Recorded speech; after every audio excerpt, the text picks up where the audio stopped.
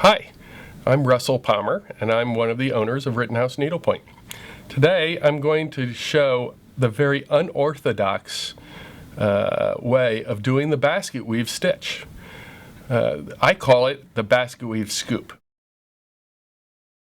Now, just to give you a quick background, I have a central tremor, and I look for a meditative way of stitching.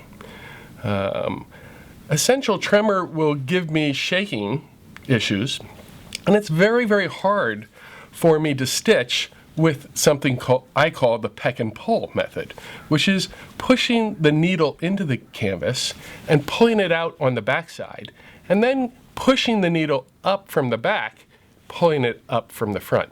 Mine, again, is very unorthodox, and I'm sure many people will look at this video and say, oh my goodness, he's not using a frame, he's squishing the canvas. You know what? Needlepoint is about having fun and getting into a meditative mode and sort of getting your blinders on or getting all that crap out of your brain and having some fun. That's what it's about.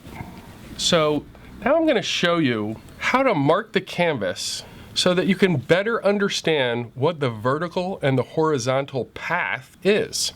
And we're going to mark the vertical path in red.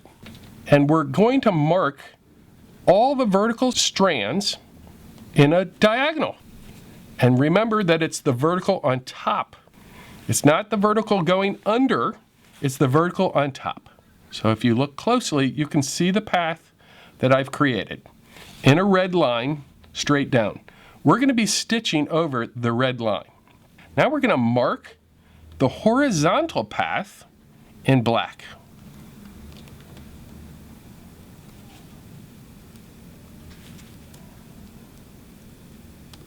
Okay, now we've got the red path going down. We've got the black path coming up. Let's mark another vertical down because we're going to stitch in a few minutes.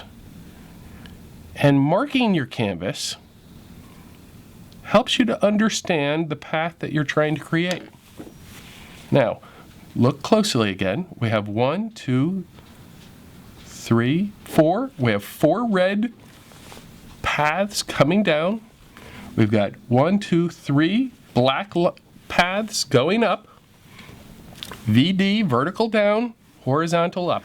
Now, you remember I am going to do something called a way knot, or it's only when there's nothing stitched on your canvas and you need to create a place to anchor your thread so it doesn't unravel.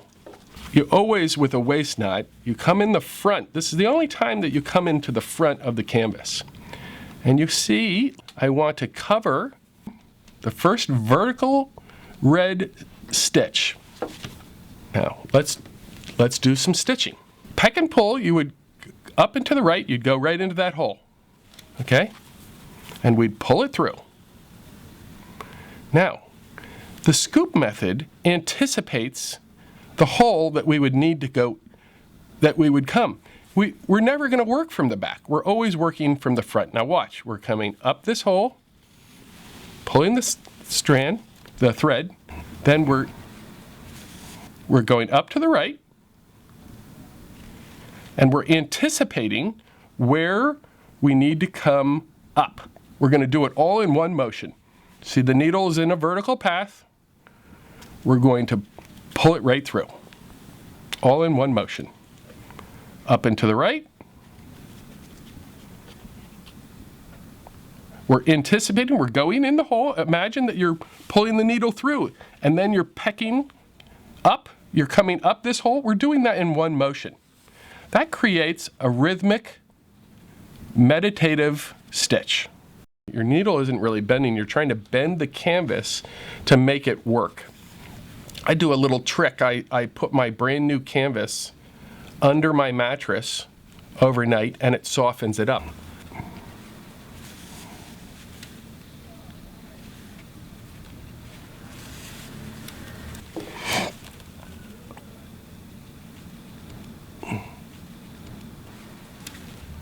Okay, now we're at the end of the row, and we're anticipating Look, there's the first horizontal. There's a horizontal, horizontal. Look at the black ink that we drew on there. We're going in the last, and we're anticipating what hole we need to come up to turn the corner to go horizontal. There's the horizontal right there.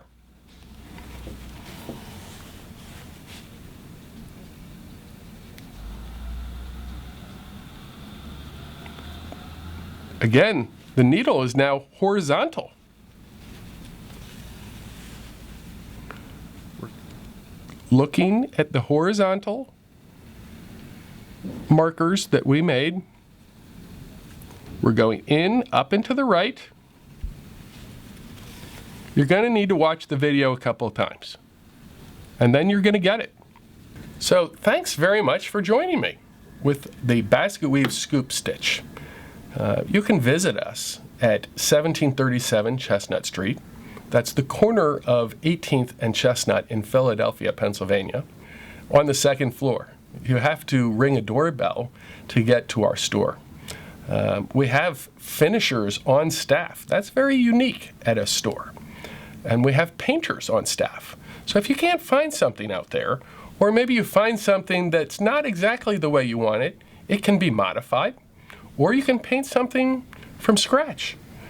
Keep it simple, have fun, get into the meditative mode of stitching, and you will find, like me, that it is wonderful.